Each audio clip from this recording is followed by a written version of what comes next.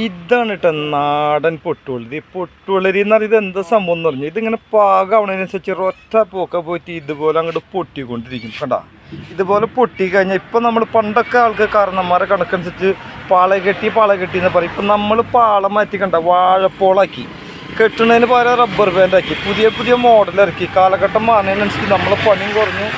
പാളന്നൊക്കെ പറഞ്ഞാൽ നമ്മൾ എടുത്തു കഴിഞ്ഞാൽ പിന്നെ ഒരോട്ടം നനച്ചാൽ പിന്നെ വീണ്ടും ഒരു ദിവസത്തിൽ 16 പ്രാവശ്യം നനക്കാൻ നിൽക്കും. ആ സാധനത്ത് വാഴപ്പോളാകുമ്പോൾ അത്ര വലിയ പ്രയാസമില്ല. ഈ സാധനത്തിൻ്റെ ഗുണം എന്താണെന്നറിയില്ല, ഈ വേനൽ ചൂടിനെ കുളിരേകാൻ വേണ്ടിയിട്ട് കൂമ്പ് തണുപ്പൻ നാടൻ പൊട്ടുവളരി. തൃശ്ശൂർ തൃപ്പേർ പാലത്തിന് കിഴക്കേ സൈഡിലിട്ടാണ്. നമ്മൾ 10-24 വർഷമായിട്ട് നമ്മൾ സ്വന്തം തോട്ടത്തിൽ നിന്നും ഉൽപ്പാദിപ്പിക്കുന്ന തനി നാടൻ പൊട്ടുവളരി എന്നിട്ട് കാണുന്നത്. കണ്ട എന്താ അവൻ്റെ ഒരു ഇരിപ്പ് നോക്കി, എന്തൊരു രസമാണെന്ന് നോക്കിയാൽ. കണ്ട ഒരു 1.5 ഇരിപ്പാണ്.